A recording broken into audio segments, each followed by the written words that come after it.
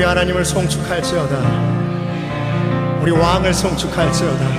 송축해 내 영혼, 송축해 내 영혼, 내 영혼아. 거룩하신 이름, 이전에 없었던 노래로 나 주님을 경배해.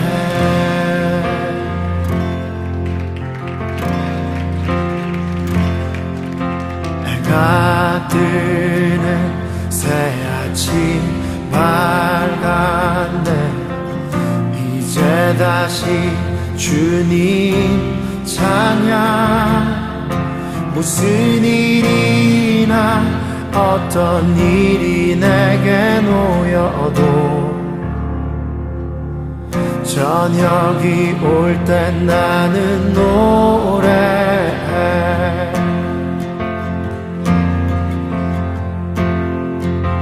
송축해 내 영혼, 내 영혼아. 거룩하신 이름, 이전에 없었던 노래로 나 주님을 경배해. 우리 하나님은 어떠한 분이십니까? 화기를 더디하시는 주, 그의 크신 사랑 넘치네. 주의 선하심 내가 노래하리. 수많은 이유로 나 노래해. 여호와를 송축할지어다 나의 영혼아.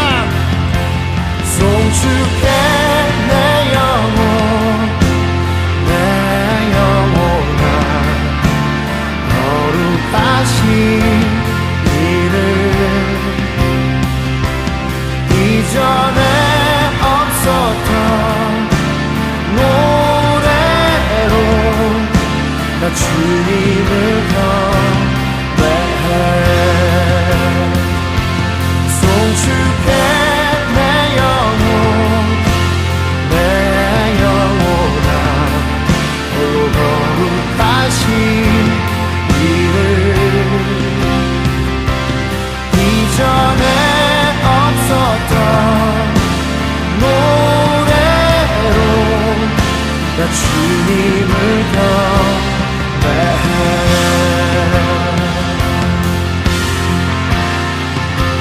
그날에 그날에 나의 힘 다하고 나의 삶의 여정 마칠 때 끝없는 찬양 나 드리리라. 수많은 세월 지나 영원히 그날에 나의 힘 다하고 나의 삶의 여정 마칠 때 끝없는 찬양 나 드리리라. 수많은 세월 지나 영원히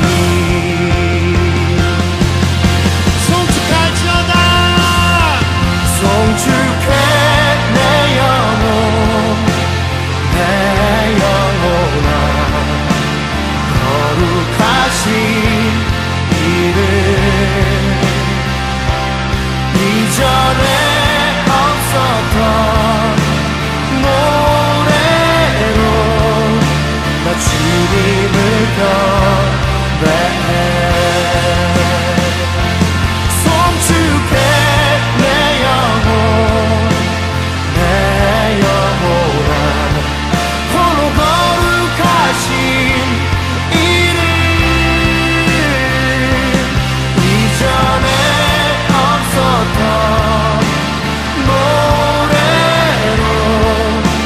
주님을 경배해 송축해 송축해 내 영혼 내 영혼아 거룩하신 이름 이전에 없었던 노래로 나 주님을 경배해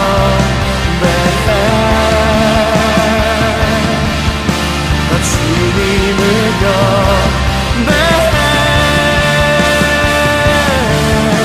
나 주님을 경배해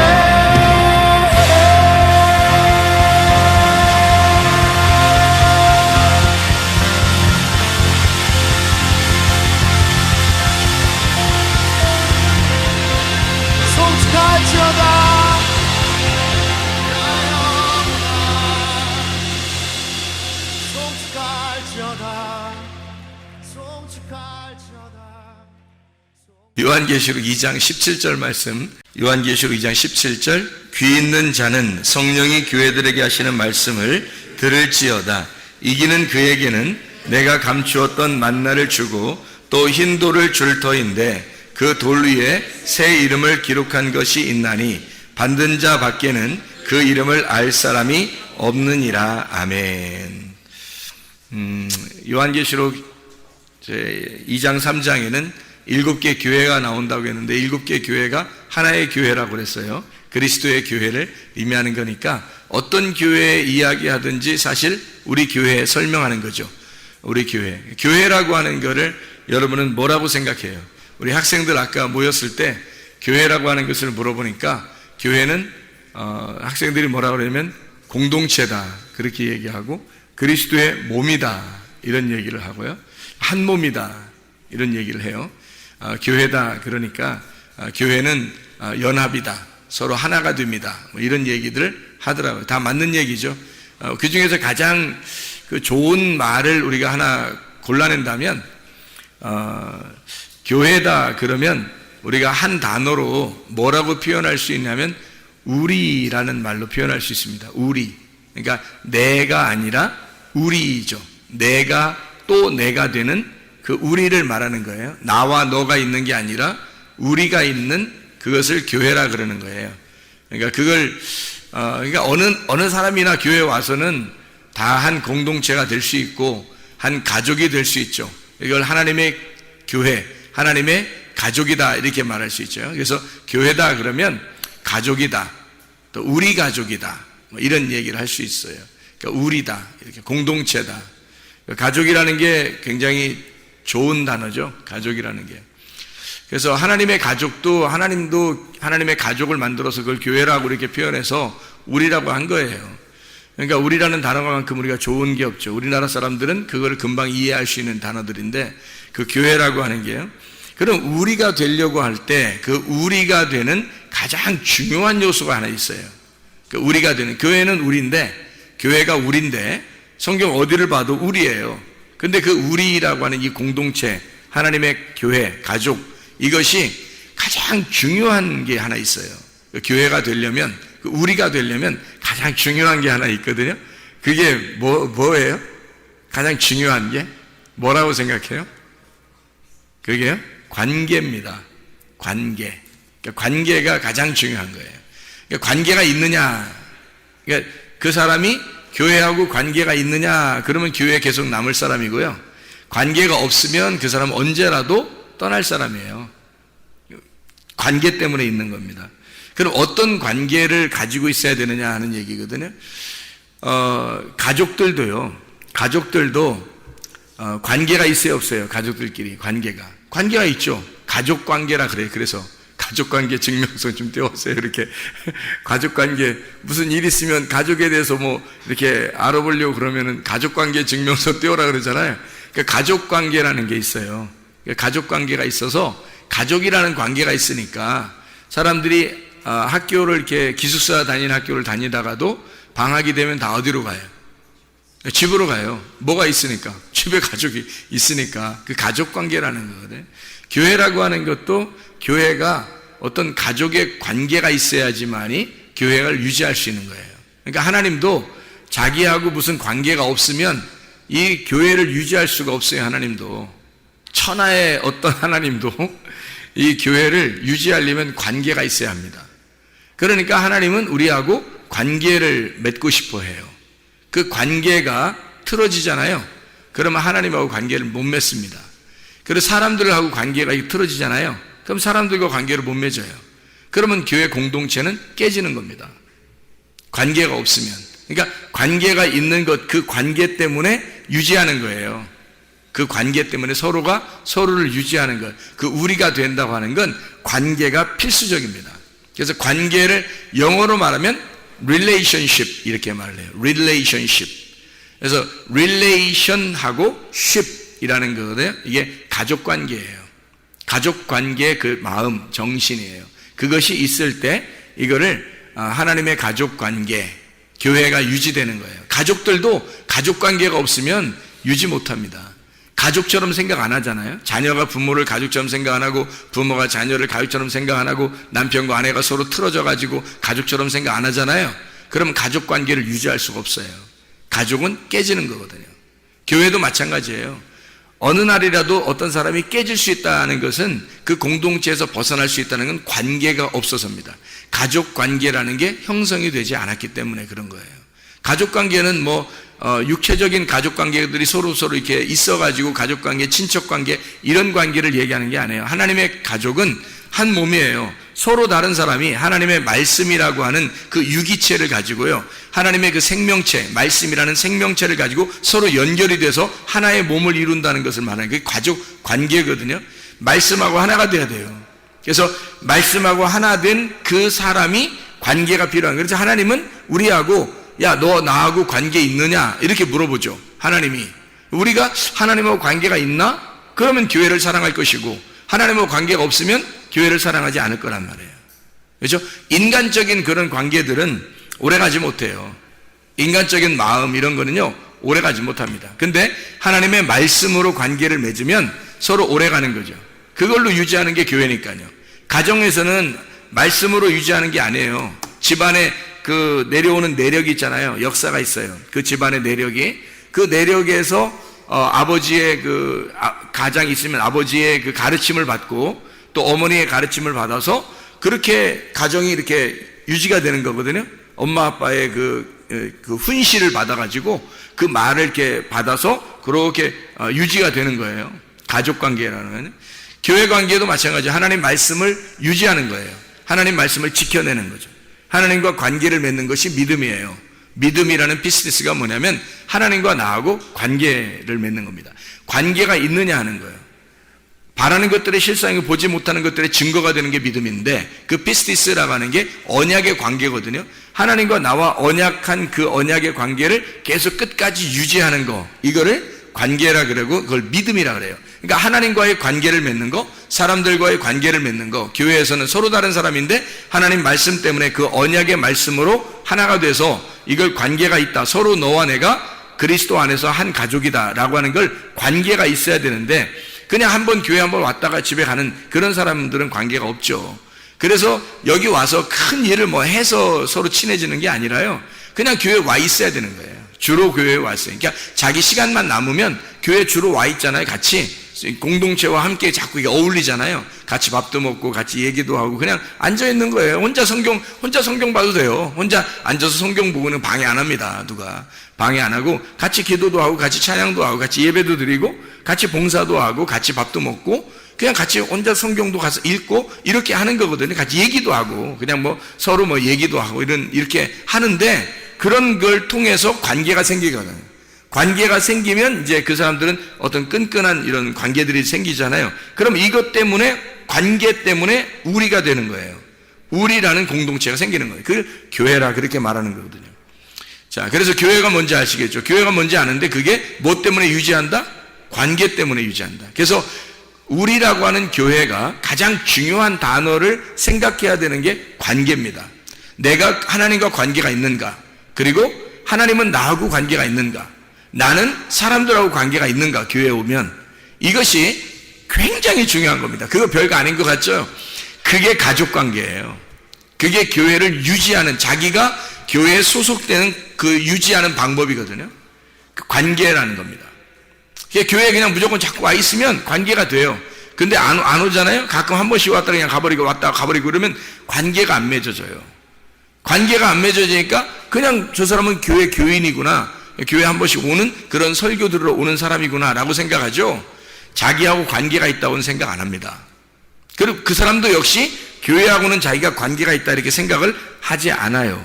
그러니까 하나님과의 관계를 맺기 위해서 하나님은 우리에게 어떤 그 방법을 쓰셨냐면, 우리 보고 내가 너하고 관계를 맺으려면 내가 주는 빵을 먹어야 된다. 내가 주는 빵을 먹어야 된다. 그게 하늘에서 내려온 빵이에요. 그게 말씀이고 내가 주는 말을 네가 먹어야 된다는 거예요. 자, 가족관계도 가족에서 자꾸 자기들 식구죠. 자꾸 같이 밥을 먹고 이렇게 하면서 관계를 맺습니다. 그죠? 그래 가족관계가 되는 거예요. 어떤 사람이 입양을 돼서 왔어요. 그래도 같이 가서 밥을 먹고 같이 가족이 있으면 가족이 되는 거거든요. 어떤 사람이 또 다른 데서 이렇게 어디 지나가는 나그네였는데 와가지고 한 몇십 년을 같이 이렇게 산다고 생각해보세요. 거의 가족처럼 돼버립니다. 같이 밥 먹고 같이 지내고 있으니까. 그렇죠? 이게 관계거든요. 관계가 형성됐단 말이에요. 다시 같이 밥을 먹으면서 같이 말을 했기 때문에 그런 거죠. 교회도 마찬가지예요. 하나님께서도 교회를 왜 만들어 놨냐면 하나님이 말씀하시고 하나님이 그 말씀하시는 걸 너희가 먹어라. 그리고 그 말씀, 같은 말씀을 같은 식구로서 같은 양식을 먹자. 같은 양식을 먹는 사람들이 함께 한 마음이 될 거 아니냐 이거죠. 그거를 교회 공동체, 교회 관계다, 이렇게 가족 관계라고 얘기해요. 하나님의 가족이다. 그 사람들을 하나님의 가족이라고 그렇게 해요. 서로 다르지만 계속해서 같이 와서 말씀 먹고 계속 같이 있다 보면 그게 가족 관계가 되는 거예요. 그게 하나님의 가족 형성이죠. 자, 우리라는 교회를 가장 유지할 수 있는 방법이 뭐라고요? 관계입니다.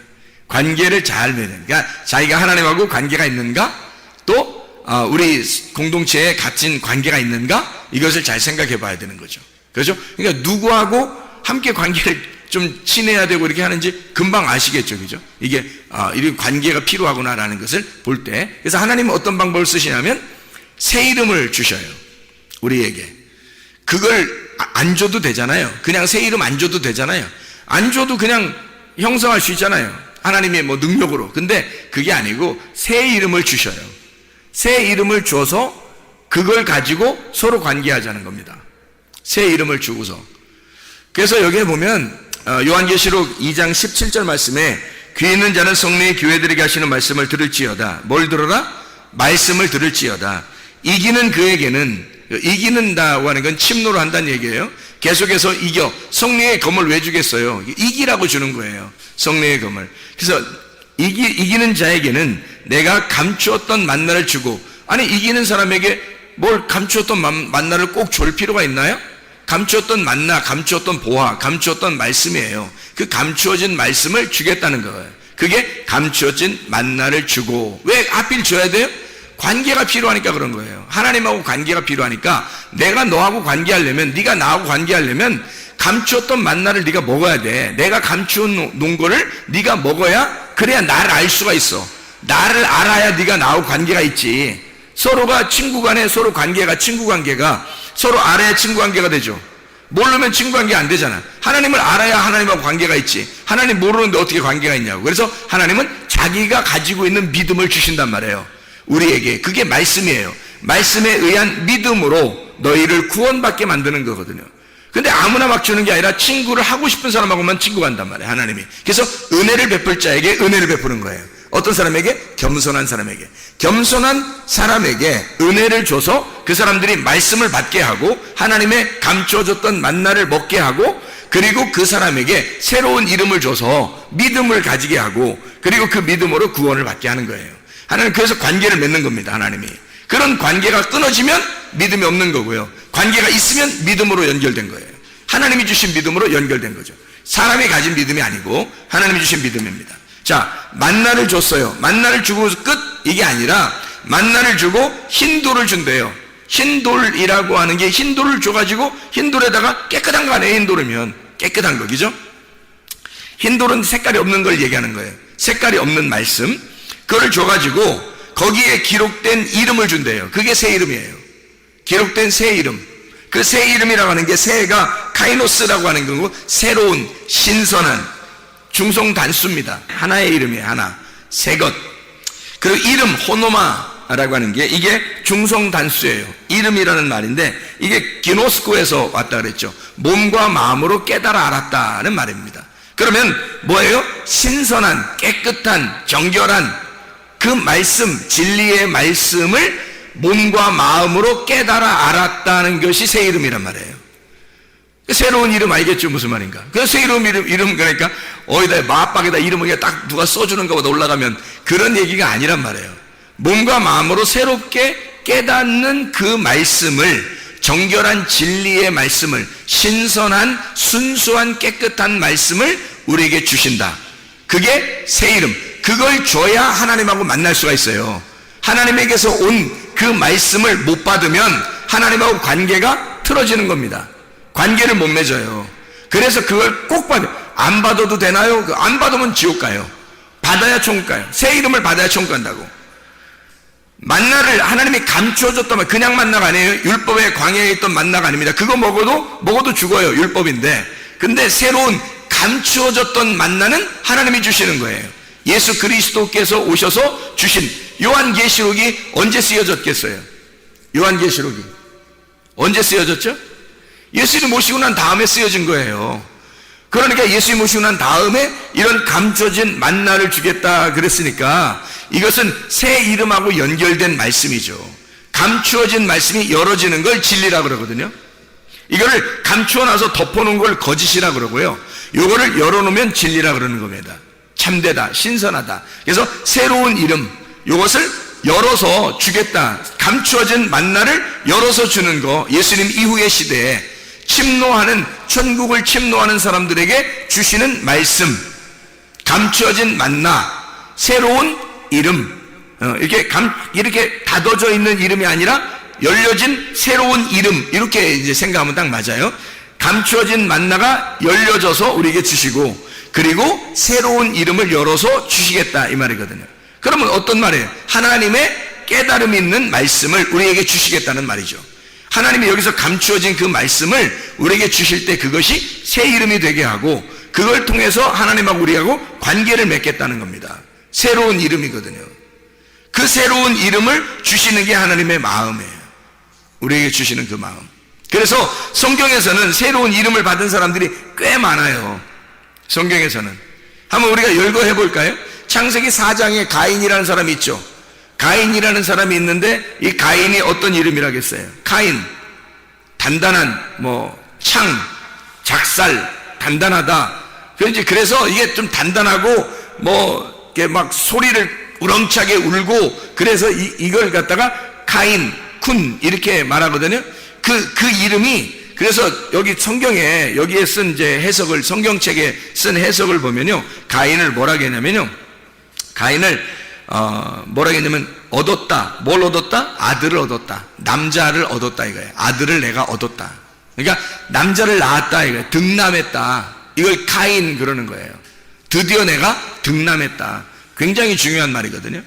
성경은 아들을 낳는 역사이기 때문에 아들을 낳았다는 것은 굉장한 축복입니다. 그래서 아담과 하와가 득남했다, 가인이라고 했는데 하나님은 그 가인을 통해서는 하나님의 역사를 이루지 않고요, 아벨은 이게 나오는 거예요. 아벨이 둘째 아들이 나와가지고 아벨이 허무하고 이렇게 헛기침, 이렇게 헛숨소리 이런 거예요. 수증기 같은 이렇게 기운 빠진다 이런 거 할 때 하벨 그러는 거예요.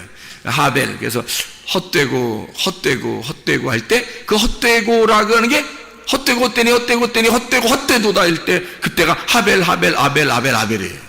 그러니까 아벨이 다 헛된 거예요. 이게. 그러니까 아벨은 허무하게 죽는 걸 아벨이라고 그래요. 그러니까 가인이라는 건 득남했는데, 자 보세요. 가인이 득남했는데 아벨이 죽는단 말이에요. 가인을 득남했는데 아벨이 죽는다. 그리고 둘째 아들인 아벨을 대신해서 셋이라는 아들 다시 임명한다라는 이름이거든요. 쉐트라고. 이게 다시 임명한다는 이름이라고 했죠. 그러니까 이게 가인이 아벨로 죽고 셋으로 다시 태어난다. 이게 이름이 다시 임명됐잖아요. 이름이. 그것뿐인가요? 아브람을 아시죠? 아브람이라는 단어가 무슨 단어예요? 아브람 할 때, 아브라함 되기 전에 아브람이라고 할 때요, 그게 고귀한 아버지라는 뜻입니다. 존귀하신 아버지, 존귀한 고귀한 아버지예요. 아주 이름이 훌륭한, 개인적으로 보면 굉장히 훌륭한 이름이거든요. 그랬더니 그 아브라함의 이름을 하나님께서 이렇게 바꿔놨어요. 하나님 바꿔가지고 아브라함이라고 해라. 이제는 네가 나하고 상대하려면 아브라함이라고 해라 그래요. 그러니까 아브람으로서는 못 만난다. 네가 나를 아브람으로서는 왜 못 만나냐면 너 혼자 너무 존귀하잖아. 너 혼자 너무 존귀한 아버지고 네가 고귀한 아버지니까 하나님만 고귀한 아버지가 돼야 되는데 네가 너무 존귀하잖아. 네가 너무 높아. 너무 높으니까 네가 나하고 상대할 수가 없잖아. 이게 대치가 되잖아. 그래서 너를 아브라함이라고 할 거야. 아브라함. 이제 뭐라고 하는 거냐면 아브라함이라고 하는 게 우리 아버지란 뜻이에요. 우리 아버지. 우리 아버지 아브라함. 혼자 존귀한 아버지였는데 이제 우리 아버지가 된다는 거예요.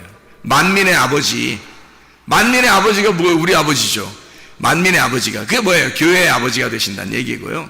그 말을 일부러 왜 그렇게 표현을 했냐면 인구가 조밀하다. 아브라함이라는 게 인구가 조밀하다. 백성이 있는, 그래서 만백성의 아버지다. 이렇게 표현한 거예요. 왜냐면 하나님이 아브라함을 불러서 존귀한 아버지라는 한 사람, 그 사람을 불러서 아브라함을 만들어 하나님의 교회를 만들겠다라고, 너의 씨를 통해서 하나님의 교회를 만들 거야 라는 것을 설명해 주려고 이름을 바꿔놓잖아요. 그리고 그래야 하나님이 아브라함하고 상대한단 말이에요. 그렇지 않으면 상대를 못하는 거죠. 아브라함 혼자 있을 때는 상대를 못하는, 아브라함이 되게 해서 상대하는 거죠. 그것만 있었나요? 사레가 사라 되죠. 사레가 사라 되잖아요. 사레라고 하는 게 어떤 의미냐면 사레, 지배하는 이란 단어입니다. 지배한다. 수령, 두목, 뭐의 두목 이런 거 할 때요, 그 지배하는 거, 통치자라는 단어에 그 사르에서 나온 단어예요. 사레가요, 통치한다, 지배한다, 통치자라는 단어예요. 이 사레라는 이름도 굉장히 훌륭한 이름이죠. 그러니까 혼자 통치하는 이름이니까 굉장하죠. 통치자예요. 이게 사라르에서 온 단어인데요, 이게 주권을 소유한다, 자신을 통치자로 만든다는 단어입니다. 그러니까 사레라는 단어는 혼자 통치하는 자예요. 자기가 자기를 통치자로 성공하겠다고 하는 자, 한번 이 세상에서 내가 성공해 보겠습니다 라고 하는 그런 사람을 사레라고 그러는 거예요. 근데 이 사레를 하나님께서는 사라로 바꾸라 그래요. 사라로 바꾸라는 이 사라는 사라입니다. 사라, 이게 여주인이라는 단어거든요. 여자 주인. 이게 여자 주인인데, 이게 여자 주인, 왕비, 귀부인, 젊은 부인, 사르의 여성형입니다. 원래는 사레가요, 통치자의 이름이잖아요. 근데 통치자의 이름인데 사라로 바뀌면 어떤 단어가 되냐면 통치자의 아내가 되는 거예요. 완전 단어가 한 끗 차이인데 바꿔버리는 거예요, 사람을. 그러니까 이름이 혼자 통치자인데, 그 통치자, 내가 한번 이 땅에 하여튼 권력을 가지고 한번 성공해서 살아보겠습니다 했는데 하나님이 이름 딱 바꿔놔요. 그런 자의 아내가 될 거다, 이렇게 하는 거죠. 바꿔놓는 거죠, 하나님이. 통치자는 통치자인데 통치자의 아내예요. 왕의 아내, 여주인이죠. 여주인, 왕비, 이렇게 바꿔놓는 거죠. 사라로 바꿔놔요. 그래야 하나님이 통치자 되시고, 그리고 아브라함을 남편을 주인으로 여기는 아내를 만들어 놓는 거죠. 자, 혼자 잘나면서 살 수 없어요. 처음에는 사레 마음대로 하갈도 만나라고 했다가 마음대로 하잖아요. 화도 냈다고 이러잖아요. 근데 그렇지 않고 아브라함을 이제 나중에는 주인님, 이렇게 주님 이렇게 부른단 말이에요. 사라가 아브라함을 주님 그래요. 은혜를 깨달은 거예요. 이름이 바뀌어야 돼요. 이름이 바뀌어야. 그래야 사람이 은혜를 깨달아요. 야곱은 어떤 거예요? 야콥이라는 거예요. 야콥, 그러니까 발꿈치를 잡는 자입니다. 발꿈치를 잡는 자. 이 아카브에서 나온다는데, 이 아카브가 속여 넘겨버린다는 단어입니다. 속여 넘어뜨린다, 이런 단어. 발꿈치를 잡는다. 아케브, 발꿈치라고 하는 단어에서 나온 건데요, 이 사람이 야곱이라는, 아무리 단어를 쭉 열거해도 야곱이라는 단어는 좋은 단어가 아니에요. 발꿈치라는 단어가 뭐가 그렇게 좋은 단어예요? 항상 뒤에 쳐진 단어잖아요. 그리고 뒤에서 넘어뜨리는 단어고. 그러니까 이 단어를 가진 야곱을 하나님께서는 이스라엘로 바꿔주시잖아요. 이스라엘. 왜? 이스라엘로 바꿔야 그 다음부터 하나님과 관계를 맺는단 말이에요. 개인적인 관계를. 자, 어떤 관계냐? 이스라엘을 그가 하나님으로서 다스린다. 이스라엘. 이게 사라, 우세하다, 권력을 쥐다 라고 하는 말하고 엘, 하나님이라는 단어입니다. 하나님의 권리가 있다. 하나님의 통치가 있다. 하나님으로서 다스린다. 하나님이 다스린다라는 이름이 이스라엘이란 말이에요. 하나님 바꾸는 거지, 이름을. 놀라운 이름을 바꾸는 거죠. 야곱이라는 사람을 완전 전화위복시키는, 역전시켜버린 거죠. 이름을 완전히 역전시켜서 하나님으로서 네가 다스리게 될 거다. 이런 이름, 왕자의 이름을 주셨단 말이에요. 이름을, 야곱의 이름을. 그런가 하면 성경에 또 신약에서는 사울이라는 사람이 있죠. 사울. 구약에서도 사울이라는 이름에서 온 거거든요. 이 사울이라는 사람이. 구약의 사울 왕이 있잖아요. 그 이름이 베냐민 지파니까, 바울이 베냐민 지파니까, 베냐민 지파에서는 그래도 사울 왕이 대단히 초대 왕이고 훌륭하게 본 거니까 사울 왕의 이름을 따서 사울이라고 이름을 만들었는데, 그게 이름의 뜻이 간구한 바 된 이란 뜻입니다. 간구한 바 된. 간구한다는 이름이에요. 사울이라는 이름이요. 이 샤알에서 나온 건데, 이게 요청하다, 간청하다라는 단어입니다. 자, 그럼 무슨 말이냐면, 하나님이 원하든 원하지 않든 내가 막 달라고 하는 거예요. 내가 달라면 하나님이 주셔야 되는 거야. 그러니까 하나님한테 막 달라고 하는 자 있죠. 막 달겨들어서 간구하는 거야. 간청하는 거야, 하나님 앞에. 그게 누구냐면 사울이에요. 사울. 어떻게 됐든 자기는 성공해야 되겠다. 어떻게 됐든 하나님 이 땅에서 나는 하나님의 축복을 받고야 말겠습니다. 어쨌든 자기가 요구하고 간청하면 하나님이 이루어 주셔야 된다는 이름, 그게 사울이라는 이름입니다. 반면에 하나님이 이 사람의 이름이 나중에 바울로 어떻게 바뀌었는지, 바울이 스스로 자기를 바울이라고 이제 바꾸는 것 같아요. 근데 바꿨는데 이 바울이라는 사람이요, 파울로스라는 단어거든요. 이 파울로스라고 하는 단어는 작은이라는 단어예요. 작은이라는 그런 단어인데요. 이게 파우오에서 나온 단어예요. 이 파우오라는 단어는 멈춘다, 휴식한다, 정지한다, 단념한다라는 단어예요. 그게 완전 반대죠. 사울이라는 단어는 어떻게 해요? 자기가 막 달겨들어가지고 요구해서, 하나님 앞에 요구해서 달라고 하는 사람이 사울이고요. 바울이라는 사람은 어떤 사람이에요? 멈춰요. 정지해 있어요. 가만히 있어. 너희는 가만히 있어. 내가 하나님 됨을 알지어다 할 때 그 가만히 있는 사람이 된 거예요. 바울이 이제는 하나님께서 가라면 가고 하나님이 서라면 서겠습니다. 하나님이 하라면 하고 하나님이 하지 말라면 안 할게요. 이런 사람으로 바뀌어버린 거예요. 하나님의 지시에 따라서 그냥 자기를 단념해버린 겁니다. 자기를 단념하겠다. 나는 이름이 바울이다. 이렇게 말하는 거죠. 그러니까 사울이었던 바울이 이렇게 나오죠. 성경에 사도행전에 사울이었던 바울. 그래서 이 사울이었던 사람이 바울로 바뀌어서 하나님과 관계를 맺는 겁니다. 여러분, 새 이름이에요. 성경에 새 이름을 받은 자들, 하나님은 우리에게 아무렇게나 나하고 관계 맺자 그러지 않습니다. 새 이름을 주셔요. 여러분의 새 이름은 어떤 겁니까? 여러분이 가지고 있는 이름이 아니라 여러분의 새 이름은 예수 그리스도라는 이름이에요. 예수 그리스도라는 이름이 우리에게 밭의 보화와 같은 거고 감추어진 만나예요. 그게 우리에게 새 이름이라고요. 그 새 이름을 우리가 말씀에서 발견하면 우리는 그 새 이름을 받는 겁니다. 그 새 이름을 먹고 그 새 이름을 받아서 천국에 가는 거거든요. 이 땅에서도 천국을 살 수 있는 건 내가 새 이름을 받아야 하나님하고 관계를 맺어요.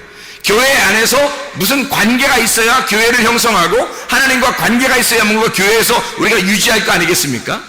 그런 관계인데, 이런 관계, 모든 관계에 따라서 이게 유지되는 것인데, 가족도 관계에 따라서이고 교회도 관계에 따라서인데, 그런 관계를 그냥 아무렇게 교회만 오면 하나님과 관계가 있다는 게 아니고 하나님이 반드시 그 사람에게 감춰준 만나를 주고, 그리고 새 이름을 주게 해서 새 이름을 받은 사람에게 새로운 신선한 그 이름, 새롭게 깨달아진 그 말씀을 통해서 그 사람을 새 이름을 줘서 하나님하고 관계를 맺는 하나님의 백성을 만든다는 얘기예요. 그래야 여러분이 그 관계 때문에 교회를 사랑하는 거야. 그 하나님의 관계 때문에 하나님하고 한 가족이 되는 거예요. 하나님이 너무 좋아지는 거예요. 왜? 새 이름을 받았잖아요. 그 새 이름이 뭐예요? 말씀이에요. 새로운 말씀을 받았잖아요. 그 하나님께서 우리에게 감춰진 그 만나, 새로운 이름, 새로운 말씀을 우리에게 깨닫게 해주셨잖아요. 그 말씀을 깨닫게 해주신 이게 너무 감사한 거예요. 이게 너무 감사하지 않은 사람 아직 새로운 이름이 안 온 거예요. 이게 너무 감사하면 이 세상에 어떠한 것, 자 보세요. 내 소유를 다 팔아. 밭에 있는 보화 때문에 밭을 샀다 이거예요. 밭이 뭐예요? 교회고 이 속에 있는 보화가 예수 그리스도란 말이에요. 예수 그리스도의 교회란 말이죠. 그래서 그 교회를 사버린 거야. 내 소유가 아무것도 아닌 거야. 그거 보화를 발견하고 나니까 내게 아무것도 아닌 거예요. 자기 가지고 있는 거, 자기 가지고 있는 거로 따지면 자기 자식도 있었을 거고, 자기 돈도 있었을 거고, 자기 남편도 자기 아내도 있었을 거 아니에요. 자기 지식도 있었을 거고, 자기 욕심도 있었을 거고, 자기 성질도 있었을 거고, 자기 교만도 있었을 거 아니에요. 자기가 가지고 있는 모든 것들을 다 팔아서 이거만큼 값어치 있는 게 없는 거예요. 교회에 있는 하나님의 말씀 속에 예수 그리스도만큼 좋은 게 없는 거예요. 그 보화만큼 자기에게 좋은 게 없는 거예요. 이건 다 팔아버리고 밭을 사버린다는 거죠. 그게 가능하냐는 얘기입니다. 여러분에게 이게 가능한 일이냐? 여러분도 이 말씀을 듣고 있지만 이게 가능한 일인가? 이게 진짜 소중한 새 이름을 받기 위하여 그 밭의 보화가 나에게 진짜 보화로 여겨지느냐 하는 얘기입니다. 그 밭의 보화 때문에 내 모든 소유가 다 팔아져도, 이것이 다 소유를 잃어버려도 하나님의 그 보화 있는 그 밭을 사기 위해서 나는 몸부림치고 있는가? 실제로 이게 값어치가 그만큼 나가야 이 모든 걸 다 잃어버리고서라도 이걸 팔아서라도 거기 밭을 살 거 아니에요. 이게 진짜 값어치 있게 느껴져야. 근데 그렇게 값어치 있게 느껴지느냐 하는 얘기죠. 문제는 진짜 그게 값어치 있게 느껴지는지를 하나님이 아실 거라고요. 하나님이 여러분을 보실 거란 말입니다. 너는 나를 그렇게 귀하게 보고 있느냐? 너는 너의 모든 것보다 나를 소중하게 여기고 있느냐? 내 이 보화가, 이 말씀이 새로운 이름이다. 너에게 줄 새로운 이름이었고 그게 감춰진 만나야. 어떻게 할래요? 이거죠. 하나님과의 관계가 있으십니까? 진짜 여러분은 새 이름을 받으셨습니까? 여러분은 밭의 보화를 위하여 여러분의 모든 것을 다 허비하고 그리스도 예수를 사셨습니까? 진짜 그리스도의 교회를 사랑하시냐 이 말이에요. 진짜 하나님과 관계가 있는가? 진짜 교회와 관계가 있는가? 기도하시겠습니다. 우리 하나님 아버지, 사랑과 은혜를 감사를 드립니다. 하나님, 밭의 보화만큼 귀중한 것이 없어서 나의 모든 소유를 다 팔아 그 밭을 샀다고 하는 그 하나님의 놀라운 지혜의 말씀을 우리가 깨닫고, 하나님 우리가 주님과 관계가 확실하게 도와주시옵소서. 하나님 우리가 교회와 관계가 확실하게 도와주시옵소서. 하나님 그리스도의 교회를 사랑하다가 주님 만나게 도와주시옵소서. 예수 그리스도 존귀하신 이름 받들어 기도드렸사옵나다.